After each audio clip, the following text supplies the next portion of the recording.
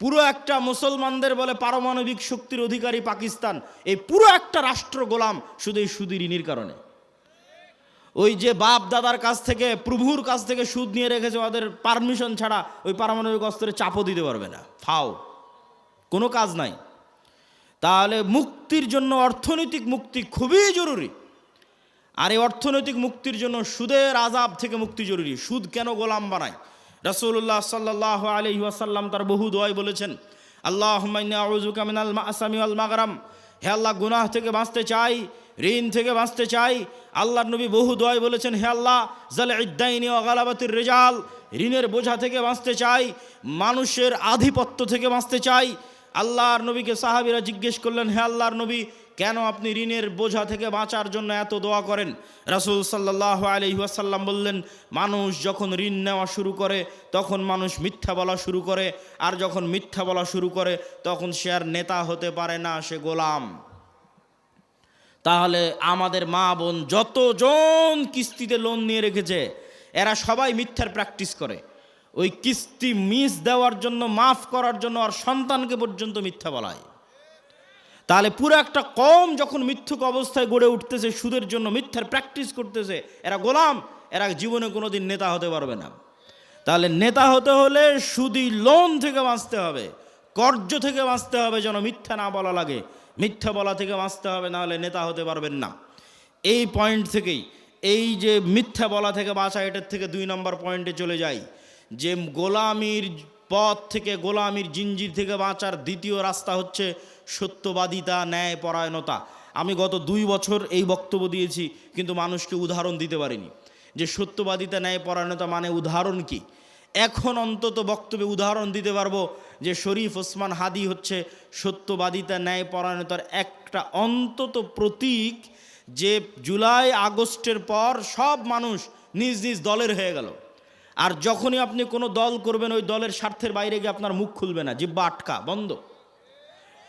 আর যখনই আপনি গণতন্ত্রের রাজনীতির মধ্যে থাকবেন, তখন মিথ্যা আপনার রক্তের মধ্যে মিশে যাবে।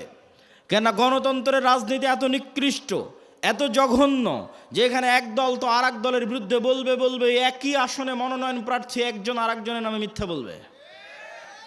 তাহলে ওই যে মিথ্যার কালচারের মধ্যে লিয়াজু, লবিং, আসন ভাগাভাগি, উমুককে নয় আমাকে দাও, এই পুরো কালচারটার মধ্যে ঢুকে আছে টাকার লেনদেন, 2 নাম্বারি, ধোঁকা, লবিং, লিয়াজু, এই পুরো কালচারটার মধ্যে ঢুকে আছে মিথ্যা, ধোঁকা, দুর্নীতি। তাহলে এই একটা কালচারের মধ্যে দিয়ে যে বড় হবে, এই এমপি, এই মন্ত্রী, এই মিনিস্টার যদি প্রাইম মিনিস্টারও হয়, আপনাদের কাছে সে নেতা হতে পারে, আল্লাহর গায়েবের মূলনীতি অনুযায়ী ও গোলামের ঘরের গোলাম। তাহলে যত এমপি এই মিথ্যা, এই দুর্নীতির সাথে জড়িত, সে যদি প্রাইম মিনিস্টারও হয়, সে নেতা না গোলাম? একটু জোরে বলেন, নেতা না গোলাম? গোলাম। এটাই আল্লাহর মূলনীতি। এই মূলনীতির উপরেই আল্লাহ সুবহানাহু ওয়া তাআলা পৃথিবী প্রতিষ্ঠিত করেছেন। নেতা কখন? যখন সত্যবাদিতা, ন্যায়পরায়ণতার উপর দাঁড়িয়ে আছে। তাহলে ওসমান হাদি একমাত্র ব্যক্তি ছিল যে দলের লেজুড় বৃত্তি না করে, দলের লিয়াজু লবিংয়ের মধ্যে না গিয়ে, আসন ভাগাভাগির মিথ্যা, দুর্গন্ধযুক্ত, নিকৃষ্ট কালচারের মধ্যে না গিয়ে, যেটা সত্য ওইটাই মানুষের মুখের উপর স্ট্রেট ফরওয়ার্ড বলে দিত। আর এই রকম একজন মেরুদণ্ডওয়ালা, যার মেরুদণ্ড আছে, যে স্ট্রেট ফরওয়ার্ড, সত্য এবং ন্যায় বলতে পারে জ্ঞানের সাথে, বুদ্ধিমত্তার সাথে, এটাই নেতা, এটাই নেতা তৈরি হওয়ার রাস্তা। আর এই রকম একজন মেরুদণ্ডওয়ালা, সত্যবাদী, ন্যায়পরায়ণ নেতা ওই রকম লাখো দুর্নীতিগ্রস্ত নির্বাচিত এমপির চেয়ে পাওয়ারফুল। এবং ওই পাশ্চাত্যের আর আমাদের পাশের দাদাবাবুরা, তারা পর্যন্ত ভয় পায় এই রকম নেতাকে। কেন? ওই যে দুর্নীতির মধ্যে দিয়ে যে নেতা উঠে এসেছে, ওকে টাকা দিয়ে কিনে নেওয়া যাবে। ভারতও ওকে কালকে টাকা দিয়ে কিনে নিতে পারবে, আমেরিকাও ওকে কালকে টাকা দিয়ে কিনে নিতে পারবে। ওকে বলবে, তোমার যত দুর্নীতি করার ইচ্ছা করো, টাকা পাচার করে নিয়ে আমার দেশে চলে আসো, আমি যা বলবো তাই শুনবা। তো ও যেহেতু এই দুর্নীতির প্র্যাকটিসের মধ্যেই বড় হয়েছে, তো কোনোদিন দেশের পক্ষে কাজ করবে না, অন্য দেশের গোলামি করবে, অন্য দেশের গোলামি করবে। তাহলে গোলামি থেকে বাঁচার জন্য একটা প্রজন্ম তৈরি করতে হবে আপনাদের, যে প্রজন্ম হবে সত্যবাদী, ন্যায়পরায়ণ। মিথ্যা এবং অন্যায়ের সংস্পর্শে যায়নি। মেরুদণ্ড বিক্রি করবে না টাকার কাছে। আপনি মাপবেন কেমনে যে আমি সত্যবাদী ন্যায়পরায়ণ কিনা? আপনি নিজেকে জিজ্ঞেস করেন যে আপনি আপনার পিতার সম্পত্তিতে আপনার বোনকে ন্যায়ের সাথে সম্পদ দিয়েছেন কিনা? আপনার পিতা আপনার দাদার সম্পত্তিতে আপনার ফুফুকে ন্যায়ের সাথে সম্পদ দিয়েছে কিনা? যদি দেখেন হ্যাঁ ন্যায়ের সাথে বন্টন হয়েছে, তাহলে আপনার মধ্যে নেতৃত্বের গুণ আছে, আল্লাহর দৃষ্টিতে আপনি নেতা হতে পারবেন। আরও বাকি গুণগুলো অর্জন করলে পূর্ণ নেতা হবেন, কিন্তু মোটামুটি এই গুণটা আছে। আর যদি দেখেন যে না আপনি ন্যায়ের সাথে বন্টন করতে পারেননি, আপনি নিশ্চিত জেনে রাখেন আজকে আপনি আপনার স্ত্রীর সাথে ন্যায় করতে পারেননি, আজকে আপনি আপনার বোনের সাথে ন্যায় করতে পারেননি, আজকে আপনি আপনার পিতা মাতার সাথে ন্যায় করতে পারেননি। ওয়াল্লাহি আল্লাহর কসম করে বলছি যে তার বোন তার ফুফুর সাথে ন্যায় করতে পারেনি, এই ব্যক্তিও যদি নির্বাচিত হয়ে ক্ষমতায় আসে, সেও গত 16 বছরের চেয়ে বড় দুর্নীতিবাজ হবে। তাহলে নেতা তখনই তৈরি হবে যখন ন্যায় এবং সত্যবাদিতা তার রক্তের মধ্যে থাকবে। আর মিথ্যা গোলামির কালচার। ইব্রাহিম আলাইহিস সালাতু ওয়াস সালামের 2 সন্তান, এক সন্তানের নাম ইসহাক আর এক সন্তানের নাম ইসমাইল। ইসহাককে রেখে দিলেন জেরুজালেমে আর ইসমাইলকে রেখে দিলেন মক্কায়। ইসমাইল থেকে মোহাম্মদ পর্যন্ত এই দীর্ঘ সময়ে এই বানু ইসরাইলের সাথে কি হচ্ছে দেখেন, শর্টকাট। ইসহাকের সন্তান ইয়াকুব, ইয়াকুবের সন্তান ইউসুফ, ইউসুফের 11 ভাই মিলে পিতা মাতা মিলে মিশরে ইউসুফের মৃত্যুর পরে ফেরাউনের 300 বছরের গোলামি, ফেরাউনের গোলামি থেকে মুসার হারুনের হাত ধরে মুক্তির পরে 40 বছর সিনাই মরুভূমিতে পাগলের মতো ঘুরপাক, 40 বছর পর ইউশা বিন নুনের হাত ধরে জেরুজালেম বিজয়, তারপরে পুনরায় আর এক জালেম বাদশার কারণে জেরুজালেম থেকে বিতাড়িত, তারপরে দাউদ, সুলাইমান এবং তালুতের মাধ্যমে জেরুজালেম বিজয়, জেরুজালেম থেকে সারা পৃথিবীতে শাসন ক্ষমতা প্রতিষ্ঠা, তারপরে আস্তে আস্তে জাকারিয়া, ইয়াহিয়া, ঈসা, মারিয়াম। এই যে দীর্ঘ সময় বানু ইসরায়েলের চরম উত্থান পতন হয়েছে। 2-3 বার গোলামির জিঞ্জিরে আবদ্ধ হয়েছে। তার মধ্যে সবচেয়ে বড় গোলামি ছিল ফেরাউনের 300 বছর। এই গোলামির জিঞ্জিরে আবদ্ধ হওয়ার কারণে এরা নবীর সন্তান হওয়ার পরও, ইব্রাহিমের সন্তান হওয়ার পরও, ইসহাকের সন্তান হওয়ার পরও এরা মিথ্যা বলা, ধোকা দেওয়া, 2 নম্বরই রাস্তা শিখে নিয়েছিল। এই জন্য আল্লাহ বলল শনিবারের দিন তোমরা মাছ ধরবা না। দাউদ কোরআন পড়ে, মাছেরা কোরআন শুনতে আসে, জাবুর শুনতে আসে। এরা করলো কি, শনিবারের দিন মাছগুলো আটকে রেখে দিল, রবিবারের দিন ধরলো। কি পরিমাণ ধোকাবাজ! অথচ এরা নবীর সন্তান, ইব্রাহিমের সন্তান, এই সিলসিলার সন্তান। আর এইদিকে এই যে ইসমাইল থেকে মোহাম্মদ পর্যন্ত এই লম্বা সময়, সেম টাইম, এই লম্বা সময়ে মক্কায় কোনো নদী নাই, মক্কায় কোনো ফসল উৎপাদন হয় না, মক্কা কোনো বড় ব্যবসায়িক কেন্দ্র নয়, মক্কা কোনো বড় রাজনৈতিক কেন্দ্র নয়। ফলত বিশ্বের কোনো পরাশক্তি, না রোমান না পারস্য, কেউ মক্কা দখল করেনি। মক্কা দখল করে কেউ কোনোদিন ইসমাইলের সন্তানদের গোলাম বানায়নি।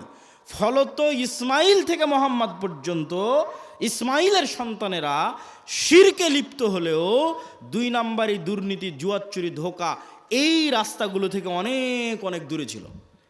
এর 2-1টা উদাহরণ আপনি দেখতে পাবেন। আব্দুল মোত্তালেব, আবু তালেব, আবু সুফিয়ান। আব্দুল মোত্তালেব মুহাম্মদ সাল্লাল্লাহু আলাইহি ওয়াসাল্লামের দাদা, ইনি মুশরিক, কিন্তু আব্দুল মোত্তালেবের হিস্ট্রিতে কেউ দেখাতে পারবে না যে ও মিথ্যুক, মানুষের সম্পদ মারে নাই, 2 নম্বরই করে ধোকাবাজি করে, এটা দেখাতে পারবে না। আবু তালেব মুহাম্মদ সাল্লাল্লাহু আলাইহি ওয়াসাল্লামের চাচা, মৃত্যু পর্যন্ত ইসলাম গ্রহণ করেনি আল্লাহর নবী এতবার বলার পরেও। কিন্তু আবু তালেব সত্যবাদী ছিল, ন্যায়পরায়ণ ছিল, মানুষকে ধোকা দিয়ে, মানুষের টাকা নিয়ে মেরে খাওয়া, জুয়াচুরি, ধোকাবাজি এগুলো বুঝতো না। এই জন্য আল্লাহর নবী বলে গেছে আল আইম্মাতু মিন কুরাইশ। মক্কা বিজয়ের পর প্রায় সব কুরাইশ ইসলাম গ্রহণ করে নিয়েছিল। সব মক্কা বিজয়ের আগ পর্যন্ত তারা কাফের থাকতে পারে, আল্লাহ নবীর সাথে যুদ্ধ, মারামারি সব কিছু করেছে, কিন্তু মক্কা বিজয়ের পর প্রায় সব কুরাইশ ইসলাম গ্রহণ করে নিয়েছে। আল্লাহ নবী বলেন আল আইম্মাতু মিন কুরাইশ, আমার উম্মতে যতদিন নেতা হবে, খলিফা হবে, কুরাইশ বংশ থেকে হবে, ইসমাইলের সন্তান থেকে হবে। আবু বকর কুরাইশ বংশের, ওমর কুরাইশ বংশের, ওসমান কুরাইশ বংশের, আলী কুরাইশ বংশের, সব ইব্রাহিমের সন্তান, ইসমাইলের সন্তান। সম্মানিত উপস্থিতি, কি বুঝালাম এটার থেকে? গোলামি মে বদল জাতি হে কওমো কা জমির। গোলামি করলে জাতির চরিত্র চেঞ্জ হয়ে যায়। আমরা যে 190 বছর ব্রিটিশের গোলামি করেছি এবং আমাদের স্বভাব চরিত্র চেঞ্জ হয়ে গেছে, তার একটা আলামত আমি নিজে ইউরোপ সফর করতে গিয়ে পেয়েছি। চাক্ষুষ একটা আলামত বলি। আমি মনে করতাম সারা পৃথিবী ইংরেজি ভাষা দিয়ে চলে। আমাকে যেহেতু কেউ কোনোদিন এই ভুলটা ভেঙে দেয়নি, আমি যেহেতু নিজে প্র্যাকটিক্যালি আমার এই ভুল ধরা পড়েছে, ফলত আমার রিয়েলাইজেশন অনেক গভীর। তো আমি মনে করতাম সারা পৃথিবী ইংরেজি দিয়ে চলে। ইংল্যান্ডেও থাকলাম প্রায় 1 বছর। এই ইংল্যান্ডে থাকা অবস্থায় যখন ফ্রান্স গেলাম, স্পেন গেলাম, ইতালি গেলাম, স্পেনের যখন কর্ডোভা, গ্রানাডায় যাওয়ার জন্য যে বিমানবন্দরে নামলাম, ওই বিমানবন্দরে নেমে এক্সিট লেখাটা আমি ইংরেজিতে খুঁজে পাচ্ছিলাম না। ইংরেজি ভাষার এত অনুপস্থিতি যে বাহিরে যে বের হব, কোন রাস্তা দিয়ে বের হব, কোথায় এক্সিট, কিছু খুঁজে পায় না, সব স্প্যানিশ ল্যাঙ্গুয়েজ। যারা এয়ারপোর্টে দায়িত্ব পালন করছে ওদের সাথে গিয়ে যে ইংরেজিতে কথা বলবো, ওরাও ইংরেজি বোঝে না। আরে অন্তত এয়ারপোর্টে দায়িত্বশীল তো ইংরেজি বুঝবে। এত উন্নত রাষ্ট্র স্পেন, এত উন্নত রাষ্ট্র ফ্রান্স, এত উন্নত রাষ্ট্র ইতালি, ইংরেজি জানে না। আমার তো মাথায় ঘুরে গেল, কেন ইংরেজি জানে না। তখন আমি রিয়ালাইজ করলাম, আমার মদিনা ইসলামী বিশ্ববিদ্যালয়ের বন্ধু বাড়ি আফ্রিকা, ও বলতো আর ভাষা ফরাসি। আমি তখন এটা না অত গভীর চিন্তা করিনি যে ওর ভাষা ফরাসি কেন। ফ্রান্সে যখন গেলাম দেখি ফ্রান্সে সব আফ্রিকান মুসলমান। ফ্রান্সে ভারত পাকিস্তানের মুসলমান কম, আফ্রিকার মুসলমান বেশি। ইংল্যান্ডে আবার ভারত পাকিস্তানের মুসলমান বেশি, আফ্রিকার মুসলমান কম। তখন সব রহস্য ভেদ হয়ে গেল যে ওর ভাষা কেন ফরাসি আর আমার কাছে কেন ইংরেজির এত গুরুত্ব। জন্মগত কেমনে অটোমেটিক সবাই আমাদের দেশের মানুষ জানে যে ইংরেজি অনেক গুরুত্বপূর্ণ ভাষা, অথচ ইউরোপের অধিকাংশ দেশ ইংরেজির কোনো ভ্যালুই নাই, দামই নাই। ওরা এতটা অহংকারী, ফ্রান্স, ইতালি, স্পেন, জার্মান এতটা অহংকারী, ওরা ইংরেজি শিখবেই না। তাহলে আমি কেমনে জন্মগত মেনে বুঝে নিলাম যে ইংরেজি গুরুত্বপূর্ণ? এটাই 200 বছর যে আমরা ব্রিটিশের গোলামি করেছি, গোলামি মে বদল জাতি হে কওম কা জমির, আমরা নিজের অজান্তেই ওর গোলামির প্রভাব বহন করতেছি। আমি আব্দুল্লাহ নিজের অজান্তেই, আমার পূর্বপুরুষ 190 বছর ব্রিটিশের গোলাম ছিল, তার প্রভাব আমি আমার অজান্তে বহন করতেছি। আর আমার ওই বন্ধু যে আফ্রিকায় বাড়ি, ও ওর অজান্তে ইউরোপীয় উপনিবেশের গোলামির চিহ্ন বহন করতেছে। ঠিক এই যে আপনি দেখতেছেন মুসলমানেরা মারামারি, কাটাকাটি, এই যে গণতন্ত্রের কালচার টিকিয়ে রাখা আছে, যেন এখানে আর সুদের কালচার টিকিয়ে রাখা আছে, যেন একটা মুসলমান নেতা সত্যবাদী ন্যায়পরায়ণ বের হয়ে আসতে না পারে, সব যেন মিথ্যুক আর দুর্নীতিবাজ বের হয়। এই জন্যই গণতন্ত্র দিয়ে রাখা আছে, এই জন্যই সুদী ব্যবস্থা দিয়ে রাখা আছে। কেননা এই কালচারের মধ্যে থাকলেও মিথ্যুক দুর্নীতিবাজ হবে। আর 190 বছর ব্রিটিশের গোলামিতে ওটাই শিখেছে। কেননা গোলাম তো একটা রুটির জন্য মারামারি করে, গোলাম একটা রুটির জন্য আরেকজনকে হত্যা করে দিতে পারে। তাহলে এই যে গোলামির কালচার, এই গোলামির কালচার যতক্ষণ আপনি না ভাঙবেন, যেটা আমরা বহন করছি আমাদের অজান্তে ব্রিটিশদের গোলামির কারণে, যেমনটা বানু ইসরাইলরা ফেরাউনের গোলামি থেকে শিখেছিল, এই কালচার আমাদের ভাঙতে হবে। এই কালচার যতক্ষণ না ভাঙতে পারবেন, নেতা হতে পারবেন না। সত্যবাদী ন্যায়পরায়ণ হন, ইসমান হাদির মতো অটোমেটিক নেতা হয়ে যাবেন। আর এই গণতন্ত্রের কালচারে এইরকম সত্যবাদী ন্যায়পরায়ণ নেতা সহ্য করার মতো ক্ষমতা এই আধিপত্যবাদী দখলদারি শক্তির নাই, ফলত গুলি করে উড়িয়ে দিবে। সম্মানিত উপস্থিতি, পয়েন্ট নাম্বার 3, আমাদের 1 নাম্বার পয়েন্ট ছিল অর্থনৈতিক মুক্তি লাগবে গোলামি থেকে মুক্তির জন্য। 2 নাম্বার পয়েন্ট ছিল সত্যবাদী ন্যায়পরায়ণ হতে হবে। পয়েন্ট নাম্বার 3, ইমান বিল গায়েব এবং গায়েবী মদদ। একটা মূলনীতি আজকে এখান থেকে মুখস্থ করে যান, আল্লাহর আসমানি সাহায্য ছাড়া ইসলাম এবং মুসলমানদের বিজয় অসম্ভব, ফুল স্টপ। দুনিয়াবি শক্তি দিয়ে ইসলাম এবং মুসলমানদের বিজয় অতীতে কোনোদিন হয়নি, ভবিষ্যতে কোনোদিন হবে না, ফুল স্টপ। নবীদের হয়নি, আমার আপনার হবে না। মুসা দুনিয়ার শক্তি দিয়ে বিজয় লাভ করেনি, ইউশা বিন নুন দুনিয়ার শক্তি দিয়ে বিজয় লাভ করেনি, দাউদ সুলাইমান দুনিয়ার শক্তি দিয়ে বিজয় লাভ করেনি। মুহাম্মদ সাল্লাল্লাহু আলাইহি সাল্লাম বদরে, উহুদে, খন্দকে, বদরে মক্কার কাফের মুশরিক 1000, মুহাম্মদ সাল্লাল্লাহু আলাইহি সাল্লাম 300, উহুদে মক্কার কাফের মুশরিক 2000, মুহাম্মদ সাল্লাল্লাহু আলাইহি সাল্লাম 700, খন্দকে মুহাম্মদ সাল্লাল্লাহু আলাইহি সাল্লাম 700 থেকে 1000। আর মক্কার কাফের মুশরিক শুধু নয়, সারা আরবের কাফের মুশরিক একত্রিত হয়েছে 10,000। খন্দকের যুদ্ধে কোনো দুনিয়াবী শক্তি নাই যা মুহাম্মদ সাল্লাল্লাহু আলাইহি ওয়াসাল্লামকে জয় লাভ করাতে পারে। এত অসম যুদ্ধ পৃথিবীতে হয় না, কিন্তু এই প্রত্যেকটা যুদ্ধে মুহাম্মদ সাল্লাল্লাহু আলাইহি ওয়াসাল্লাম জয় লাভ করেছে দুনিয়াবী শক্তিতে না কার সাহায্যে? আল্লাহর সাহায্যে। আর একটা যুদ্ধে সাহাবীরা মনে করেছিল যে আজকে আমরা দুনিয়ার শক্তিতে জিতবো, ওই যুদ্ধের নাম হুনাইন। মক্কা বিজয়ের পরে এই যুদ্ধ হয়েছিল। মক্কা বিজয় যখন সব মুসলমান হয়ে গেছে, 12,000 সাহাবী হুনাইনের যুদ্ধে, আল্লাহর নবী নিজে চোখে কোনোদিন দেখেইনি, তার পিছে 12,000 মানুষ দাঁড়িয়ে আছে। সাহাবীরা কোনোদিন দেখেনি 12,000-এর জামাত। 300 জন নিয়ে যুদ্ধ করেছে, 700 নিয়ে যুদ্ধ করেছে, 1000 নিয়ে যুদ্ধ করেছে, আজকে হুনাইনে 12,000।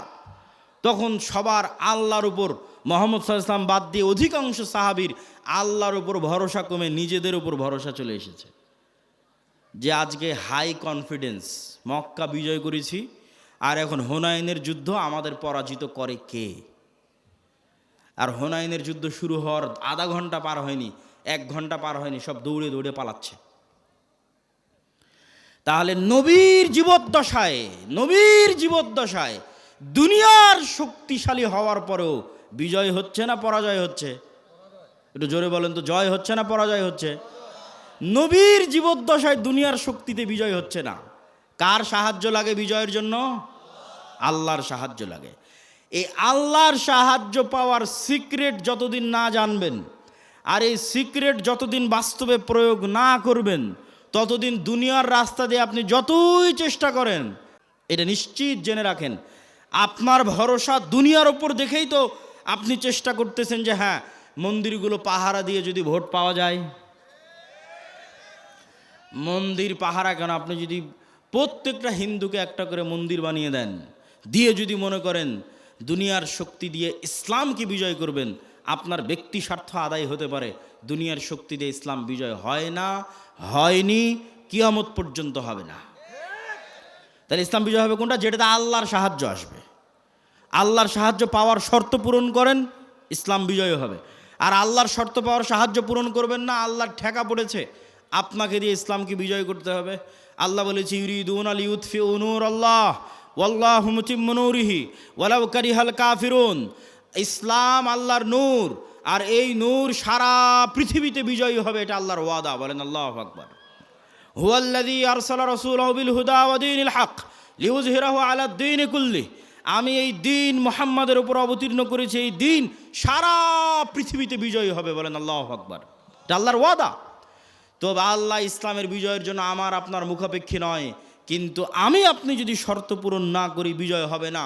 শর্ত পূরণের 1 নম্বর শর্ত ঈমান বিল গায়বে ইয়াকিন লাগবে। শর্ত পূরণের 2 নম্বর শর্ত সৎ আমল লাগবে। শর্ত পূরণের 3 নম্বর শর্ত শিক্ষা এবং জ্ঞানে এগিয়ে যেতে হবে। ঈমান বিল গায়বের উপর বিস্তারিত আলোচনা বহু বক্তব্যে করেছি। আজকে যা আলোচনা করছি সব আল্লাহর পথে যাত্রা এই বইয়ের মধ্যে আছে। ঈমান বিল গায়বের বিস্তারিত আলোচনা হয়ে আল্লাহর পথে যাত্রা বইয়ের মধ্যে আছে। প্রত্যেক মসজিদে, প্রত্যেক স্কুল কলেজ ইউনিভার্সিটিতে এই বইয়ের উপর পাঠচক্র হওয়া উচিত।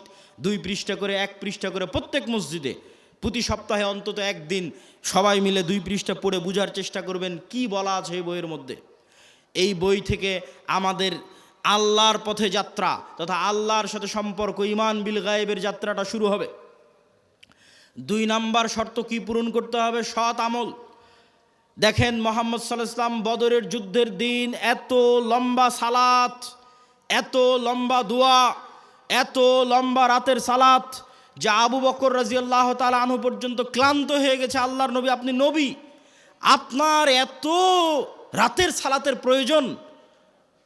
আল্লাহর নবী কেন রাতের সালাতে দাঁড়িয়ে আছে জানেন? আল্লাহর নবী আমার আপনার চেয়ে গায়েব বেশি জানে। আমার আপনার চেয়ে গায়েবের মূলনীতি ওনার জানা আছে, আল্লাহ ওনাকে ওহির মাধ্যমে জানিয়ে রেখেছে। সেটা কি? সেটা হচ্ছে তুমি বদরের যুদ্ধে তোমার শক্তি দিয়ে জিততে পারবে না।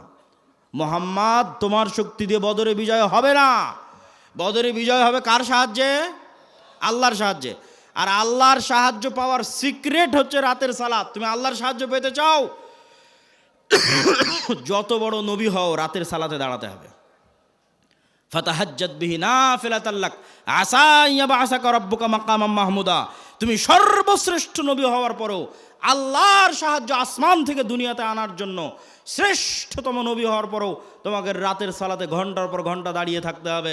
আর বাংলার মানুষেরা স্বপ্ন দেখে নামাজ 5 ওয়াক্ত সালাত আদায় না করেই খালি ভোট দিয়ে ইসলামকে বিজয় করে দিবে। অসম্ভব, এটা অসম্ভব, ইম্পসিবল।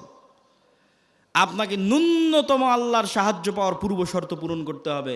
সেই পূর্ব শর্তের 2 নম্বর হচ্ছে সৎ আমল।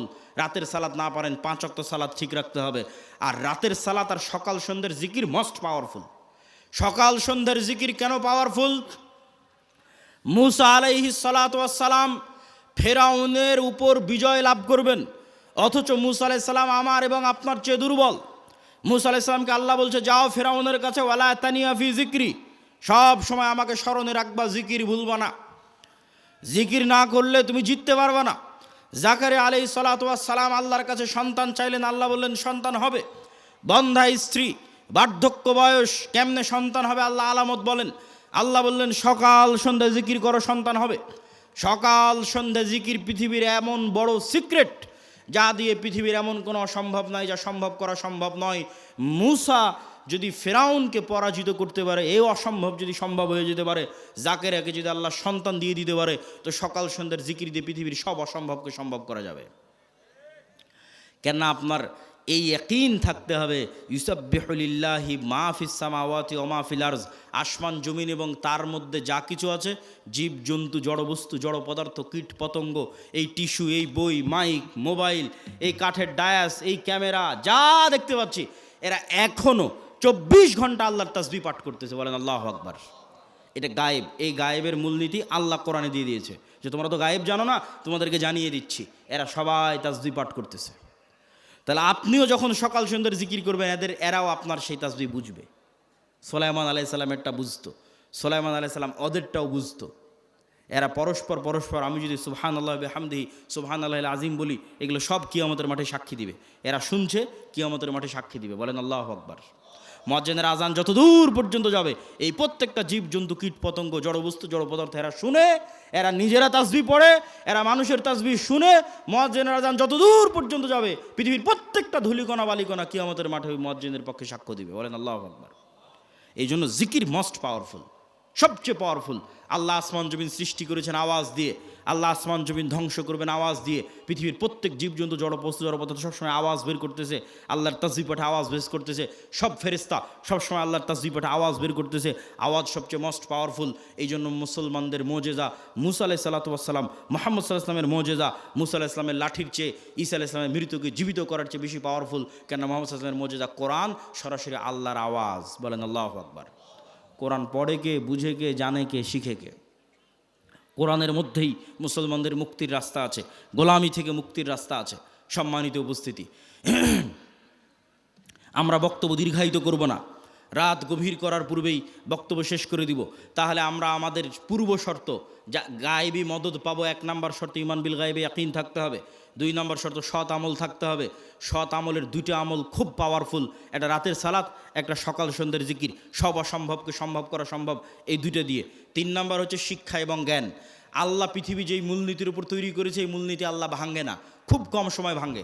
আগুনের মধ্যে যদি সবচেয়ে বড় পরহেজগার মানুষকে নিক্ষেপ করা হয়, আগুন জ্বালিয়ে দিবে। এইভাবে আগুনকে ডেভেলপ করা আছে।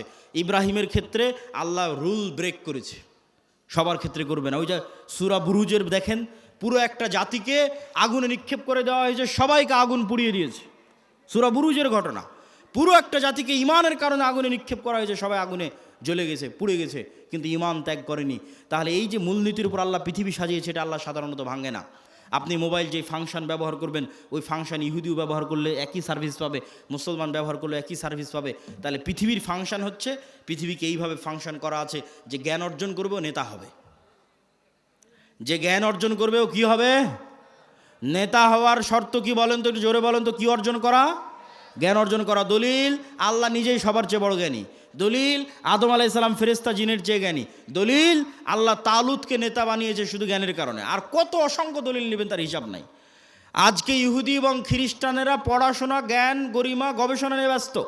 আর মুসলমানের সন্তানেরা জুয়া, ফেসবুক, টুইটার, টিকটক, বিড়ি, সিগারেট, নেশা, আইপিএল, বিশ্বকাপ, ফুটবল, গণতন্ত্রের রাজনীতি, চাঁদাবাজি, যত সময় নষ্টের রাস্তা আছে এই সময় নষ্টের রাস্তায় ব্যস্ত। আপনি বলেন নেতাকে আর গোলামকে?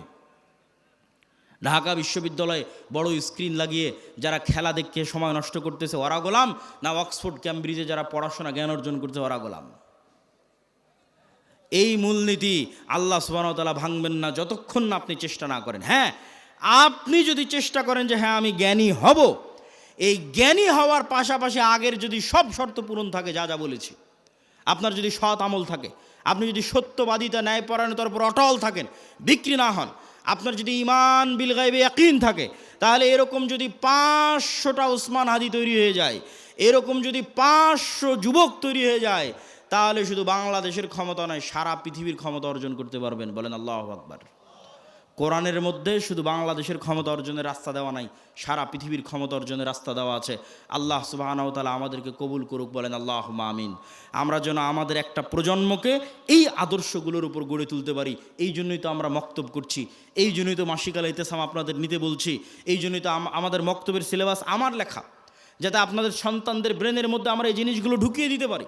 আমি জানি না কেন এখনও আপনারা মক্তবের ট্রেনিংয়ের জন্য আপনাদের শিক্ষকদের পাঠান না। যাতায়াত খরচ লাগে না, বই পুস্তকের খরচ লাগে না, থাকা খাওয়ার খরচ লাগে না, তারপরেও আপনি মক্তবের ট্রেনিংয়ে নাই, শুধু প্রোগ্রাম নেওয়ার সময় আছেন। এই সিস্টেম পরিবর্তন করতে হবে। মক্তবি মূল, শতভাগ মুসলমানের সন্তানকে কোরআন ও দ্বীন শিখাতে হবে। কোথায় শিখাবো? জামিয়া সালাফিয়ায়? সম্ভব নয়। জামিয়া সালাফিয়া বা মাদ্রাসায় সারা বাংলাদেশের 2% ছেলে মেয়ে পড়ে। শতভাগ মুসলমানের সন্তানকে কোরআন ও দ্বীন শিখাতে চাইলে মসজিদেই যেতে হবে, মক্তবে যেতে হবে।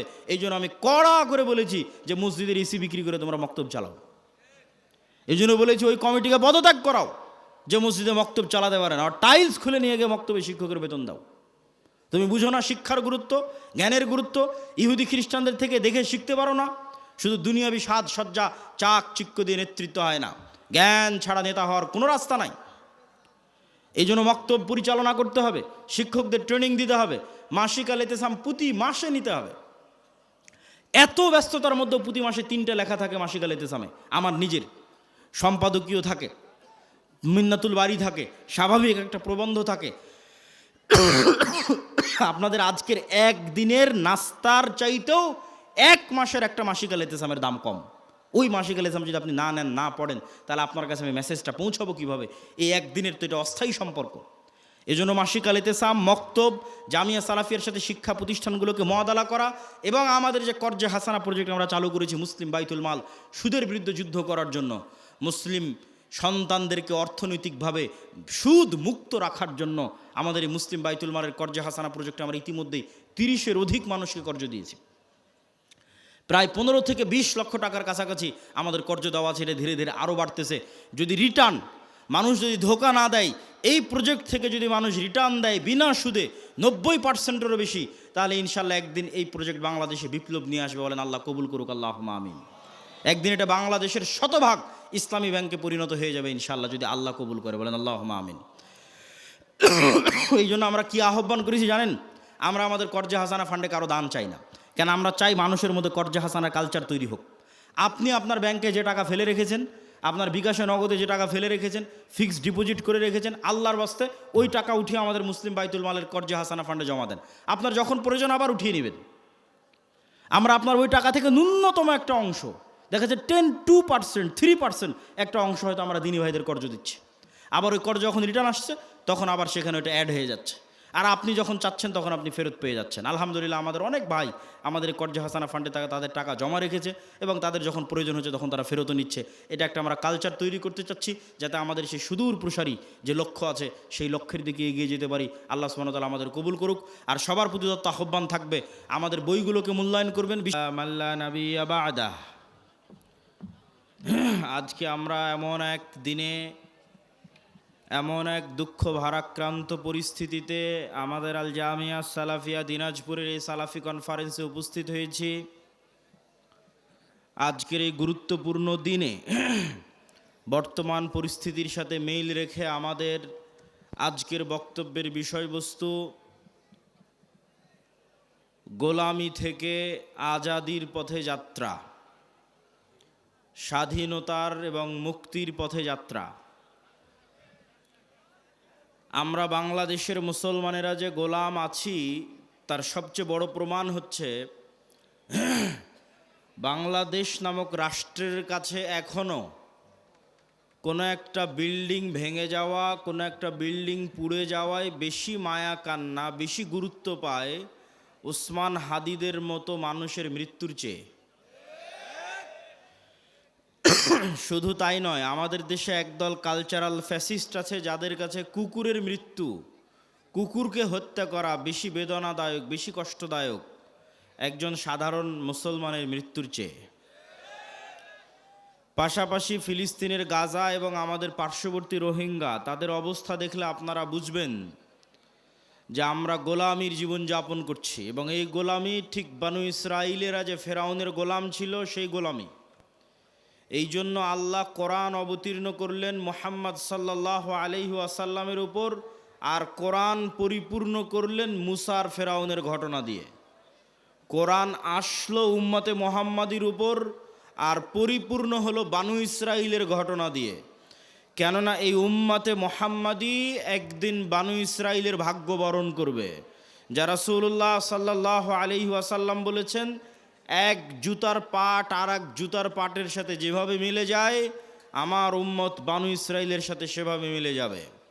সম্মানিত উপস্থিতি, আমরা সেই বানু ইসরাইলের যুগ অতিক্রম করছি, উম্মতে মুহাম্মাদি হিসেবে গোলামির যুগ।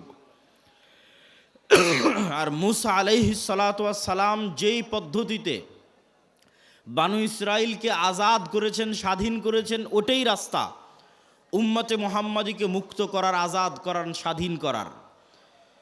তো সেই রাস্তা আপনাদের সামনে তুলে ধরা আজকের বক্তব্যের বিষয়বস্তু।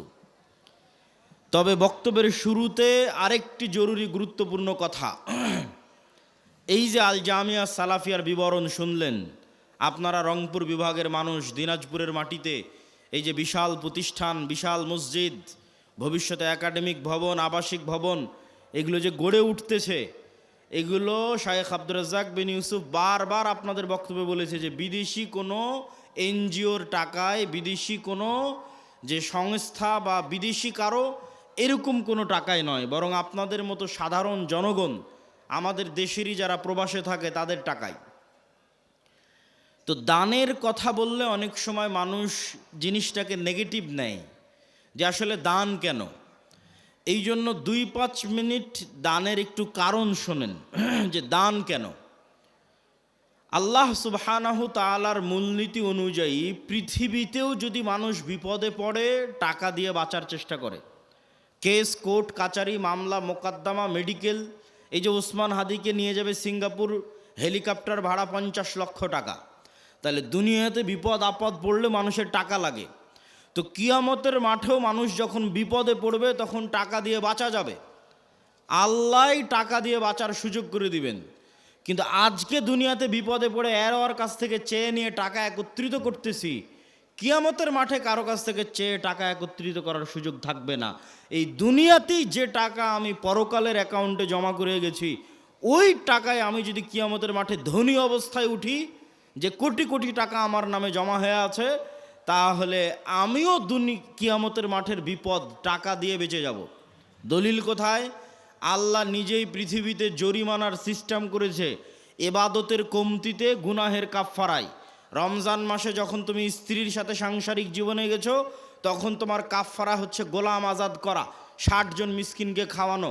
তো গোলাম আজাদ করতে টাকা লাগে, 60 জন মিসকিনকে খাওয়াতে টাকা লাগে। তাহলে গুনাহের কাফফারায় টাকা, ইবাদতের কমতিতে টাকা। তুমি হজ করতে গেছো, ওমরা করতে গেছো, হজ ওমরা করতে গিয়ে কোথাও ভুল ত্রুটি হয়েছে, মুআল্লিম বলবে দম দাও, দম মানে খাসি, দুম্বা কুরবানি করতে হবে, তাহলে ইবাদতের কমতিতে টাকা। এখন পৃথিবীর কোনো মানুষ গ্যারেন্টি দিতে পারবে না যে আমি আমার ইবাদতের জোরে জান্নাতে যাব, কেননা কেউ গ্যারেন্টি দেওয়া কঠিন যে আমি ফরজ সালাত একদিনও মিস দেইনি, একদিনও কাজা করিনি 10 বছর বয়স থেকে। কেউ যদি গ্যারেন্টি দেয় হ্যাঁ আমি গত 30 বছর 40 বছর 1 ওয়াক্ত কাজা করিনি, এটা গ্যারেন্টি দেওয়া কঠিন যে এই যে 1 ওয়াক্ত আমি কাজা করিনি আর প্রত্যেক ওয়াক্ত সালাতের শুরু থেকে শেষ পর্যন্ত আমি শুধু আল্লাহকে স্মরণে রেখেছি, এটা গ্যারেন্টি দেওয়াও কঠিন। এই জন্য মানুষ ইবাদতের চ্যালেঞ্জে জান্নাতে যাওয়ার চ্যালেঞ্জ দিতে পারবে না। ঠিক গুনাহ থেকে মুক্ত থাকার গ্যারেন্টি কেউ দিতে পারবে না, যে আমি নিষ্পাপ, আমি নিষ্কলুষ, আমি পাপ মুক্ত, এই গ্যারেন্টি কেউ দিতে পারবে না। তাহলে জান্নাতের গ্যারেন্টি কোথায়? জান্নাতের গ্যারেন্টি দুধের রাস্তায়। ইন্নাল্লাহ আশতারা মিনাল মুমিনিনা আনফুসাহুম ওয়া আমওয়ালাহুম বিআন্না লাহুমুল জান্নাহ। মানুষ যদি তার পৃথিবীর সবচেয়ে দামি সম্পদ, তার জীবন, তার নফস, তার রূহ আল্লাহর রাস্তায় জীবন দিয়ে শহীদ হয়ে যায়, তাহলে ওই শহীদের রক্তের ফোঁটা মাটিতে পড়ার আগেই তার যত ইবাদতের কমতি আছে আর তার যত গুনাহের কাফারা আছে সব মাফ হয়ে যায়। বলেন আল্লাহু আকবার। তাহলে নিশ্চিত জান্নাতের গ্যারেন্টি হচ্ছে জীবন দিয়ে শহীদ হওয়া। দুই, নিশ্চিত জান্নাতের গ্যারেন্টি হচ্ছে টাকা দিয়ে জান্নাত কিনে নেওয়া। ইবাদতের কমতিও পূরণ হবে টাকা দিয়ে, গুনাহের কাফারাও হবে টাকা দিয়ে। তবে নতুন করে টাকা বানানো যাবে না, এখন দিয়ে রাখতে হবে, তাহলে ওইটা হবে। তবে আল্লাহর সাথে এই ব্যবসা, আল্লাহর সাথে এই বিজনেস ডিল লাভজনক। কি লাভজনক আল্লাহর সাথে এই ব্যবসায় বিজনেস ডিল? কেন লাভজনক? আল্লাহর সাথে এই বিজনেস শতভাগ লাভজনক। আপনি গুলশানে জমি কিনেন, ঢাকায় জমি কিনেন, রংপুর বিভাগে জমি কিনেন, এই যে জমি কিনবেন, আপনি টাকা দিলেন, জমি নিলেন, তা এখন যে আপনি দান করছেন এই টাকা কি আল্লাহর কাছে যাচ্ছে? কথা বলেন না, যে আল্লাহর কাছে যাচ্ছে? যায় না তো। এই টাকা দিয়ে যদি একটা ফ্যান কিনা হয় তাহলে ওই ফ্যানের বাতাস আপনিই খাবেন। এই টাকা দিয়ে যদি বিল্ডিং হয় ওই বিল্ডিংয়ে আপনার ছেলেই পড়বে। এই টাকা দিয়ে যদি গরু জবাই হয় ওই গরুর গোস্ত আপনিই খাবেন। তাহলে মাঝখান থেকে ফাও ফাও ফিরি ফিরি আপনি জান্নাত পেয়ে যাচ্ছেন। বলেন আল্লাহু আকবার। এই জন্য এর চেয়ে লাভজনক ব্যবসার নাই, যে টাকা দিয়ে জান্নাত কিনবো আবার টাকাটা আমি ব্যবহার করব। টাকা দিয়ে জান্নাত কিনবো আবার টাকা আমি ব্যবহার করব। মসজিদে আমি সালাত আদায় করবো, মাদ্রাসায় আমার ছেলে মেয়েই পড়বে, ফ্যান এসির বাতাস আমিই খাবো, যদি নিজে কুরবানি দিই কুরবানির গোস্ত আমি খাবো। শুধু ফাও ফাও ফিরি ফিরি আল্লাহ জান্নাত দিয়ে দিলেন। এই জন্য টাকা মোস্ট পাওয়ারফুল। এই জন্য ধনী অবস্থায় কিয়ামতের মাঠে উঠতে হবে, এটার চেষ্টা করতে হবে। কেন, কিয়ামতের মাঠে বিপদে পড়লে কেউ বাঁচাতে পারবে না, আপনার টাকাই আপনাকে বাঁচাতে পারবে যদি দিয়ে গিয়ে থাকেন, যদি দুনিয়াতে থাকা অবস্থায় দিয়ে গিয়ে থাকেন। এটার সাহায্য নিয়ে আপনি কিয়ামতের মাঠে বাঁচতে পারবেন। সকল পাওনাদারের পাওনা পূরণ করতে পারবেন। কাকের নামে গীবত করেছেন, কার নামে অপবাদ দিয়েছেন, কার বিরুদ্ধে কিছু বলেছিলেন, কোথায় স্ত্রীর হক ভালো মতো দেননি, বাপ মায়ের সাথে ভালো ব্যবহার করেননি, কার মনে কি কষ্ট আছে কে জানে, সব কিয়ামতের মাঠে উপস্থিত হবে। সব আদায় হতে থাকবে আপনার দেওয়া টাকা থেকে, আর আপনি ওই টাকার জোরে বেচে জান্নাতে চলে যাবেন। বলেন আল্লাহু আকবার। এই জন্য প্রত্যেক মানুষের প্রোডাক্টিভ হতে হবে, ধনী হতে হবে, আল্লাহ রাস্তায় দান করতে হবে, ওসমান ইবনে আফফানের মতো হালাল উপায়ে। সম্মানিত উপস্থিতি, তো বক্তব্যের এই অংশ থেকে আমরা ধীরে ধীরে আগাই যে গোলামি থেকে মুক্তির জন্য অর্থনৈতিক মুক্তি বড় জরুরি। আজকে আমাদের আলোচনার বিষয়বস্তু গোলামি থেকে মুক্তির রাস্তা কি। তো দানের সাথে কানেক্টেড করে বক্তব্য সামনের দিকে আগাই। গোলামি থেকে মুক্তির জন্য অর্থনৈতিক দাসত্ব থেকে মুক্তি জরুরি।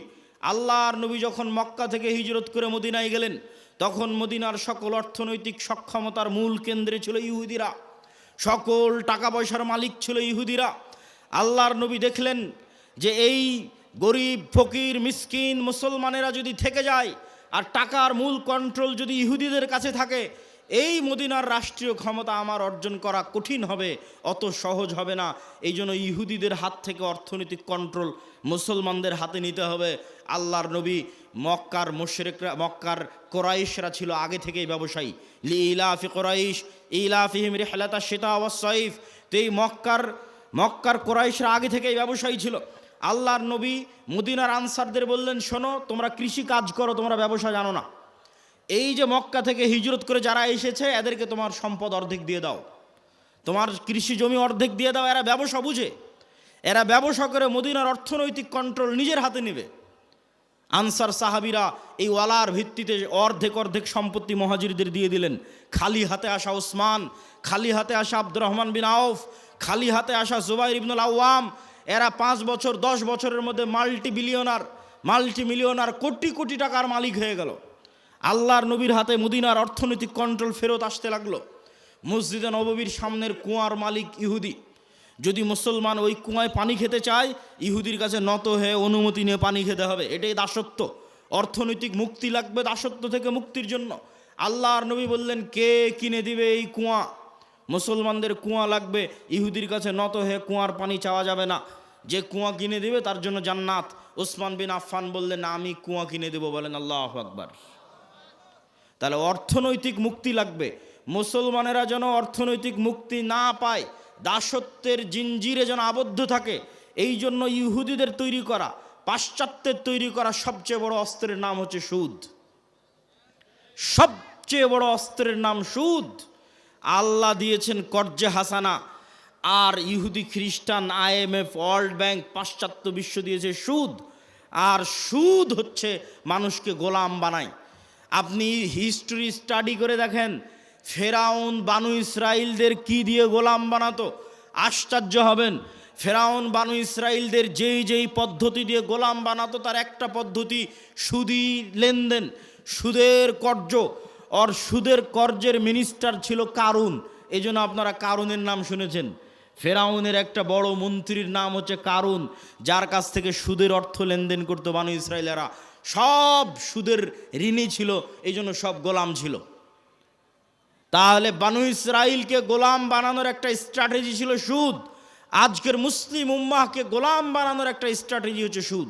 পুরো দেশ গোলাম সুদের ঋণের কারণে।